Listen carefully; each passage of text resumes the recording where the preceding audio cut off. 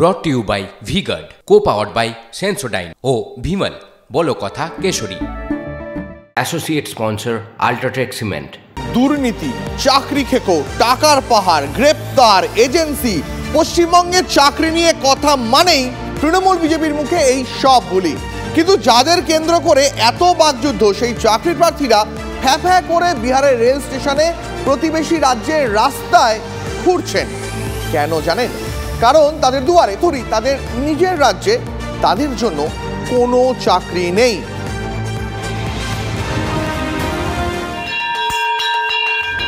হাজার হাজার স্কুল রয়েছে, লক্ষ লক্ষ পড়ুয়া রয়েছে, শিক্ষকের অভাব রয়েছে, কিন্তু তারপরেও সরকারি স্কুলে শিক্ষক নেই। কারণ শিক্ষক নিয়োগটাই হচ্ছে না। আছে বলতে কোটি কোটি টাকার শিক্ষক নিয়োগ দুর্নীতির তদন্ত আর মামলা মকদ্দমা। তাই বাংলার শিক্ষিত চাকরি প্রার্থীরা আজ পরিযায়ী। চাকরির আশায় তাঁরাই এখন ভিন রাজ্যে, বিহারের দিকে তাকিয়ে। এটা পাটনা রেল স্টেশনের ছবি। স্টেশনের মেঝেতে যাত্রীদের শুয়ে বসে থাকার ছবিটা নতুন নয়, কিন্তু পাটনা স্টেশনের মেঝেতে যারা শুয়ে রয়েছেন, যারা অপেক্ষায় রয়েছেন, তারা পর্যটক নন। তারা বাংলার শিক্ষিত বেকার সমাজের একাংশ। প্রতিবেশী রাজ্যে Bihar secondary teacher eligibility test চলছে। 18ই মে থেকে বিহারে নবম দশমের টেট শুরু হয়েছে। সূত্রের খবর, সেই পরীক্ষায় বসেছেন বাংলার কয়েক হাজার চাকরি প্রার্থী। কোচবিহার, শিলিগুড়ি, পুরুলিয়া, বাঁকুড়া, মালদা, মুর্শিদাবাদ, বাংলার বিভিন্ন প্রান্ত থেকে চাকরি প্রার্থীরা বিহারে গিয়েছিলেন। আমাদের অনেকদিন পরীক্ষা হয়নি, বিএড করা প্রায় 6 বছর হয়ে গেল, একটাও এসএসসি পেলাম না, সেজন্য বিহারে বেরিয়েছিল আর কি। খারাপ লাগলেও তো করার কিছু নেই না। বিহারে আশা করি এমনি জেনুইন ভাবেই নিয়োগ হবে, মানে বেঙ্গলের মতো আর কি হবে না আর কি। বিহারে 11ই জুন থেকে শুরু হবে একাদশ দ্বাদশ শ্রেণীর টেট। তাতেও বাংলার অনেকে আবেদন করেছেন বলে খবর। পেটের তাগিদে বাংলার চাকরি প্রার্থীরা বিহারে ছুটছেন। কারণ 2016 পর রাজ্যে আর এসএসসির নিয়োগ পরীক্ষা হয়নি। তৃণমূল সরকারের আমলে দুবার এসএসসির নিয়োগ পরীক্ষা হয়েছে। বাম আমলের শেষ দিকে প্রতি বছর নিয়মিত এসএসসির নিয়োগ হতো। 2014 প্রাথমিকের টেটের পর কেউ নিয়োগপত্র পাননি।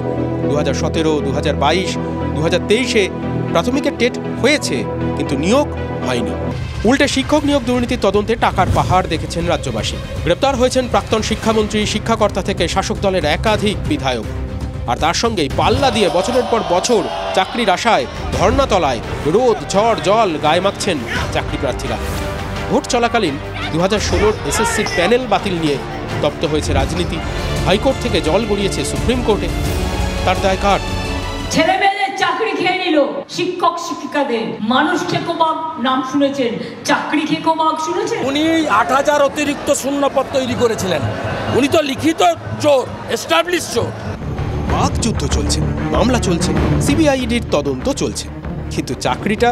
আগে আমরা লকডাউনের সময় দেখেছিলাম পরিযায়ী শ্রমিক, বর্তমানে পরিযায়ী শিক্ষক আমরা দেখতে পাবো।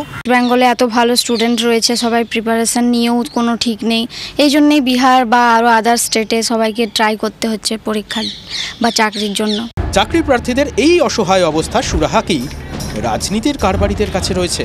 বাংলাকে বিহার উত্তরপ্রদেশ হতে দেবো না এরা বলে, আজকে সেই বিহারেই যেতে হচ্ছে বাংলার ছেলেদের।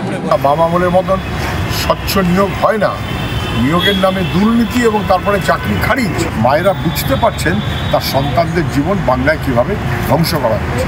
বিরোধীরা আরও একটা ইস্যু হাতে পেয়েছেন, শাসক দল ডিফেন্স করছেন। কেন্দ্রের অসহযোগিতা, কোভিড, এই সব কিছুকে উপেক্ষা করেও মমতা ব্যানার্জি এই রাজ্যে 40% এমপ্লয়মেন্ট জেনারেশন করেছেন। অন্যদিকে পরিযায়ী হিসাবে অন্য রাজ্যে কাজ করতে যাওয়ার সংখ্যা বিজেপি শাসিত রাজ্যগুলোতে সব থেকে বেশি। এটা স্ট্যাটিস্টিক্স বলছে, যে স্ট্যাটিস্টিক্স কেন্দ্রীয় সরকার দেয়।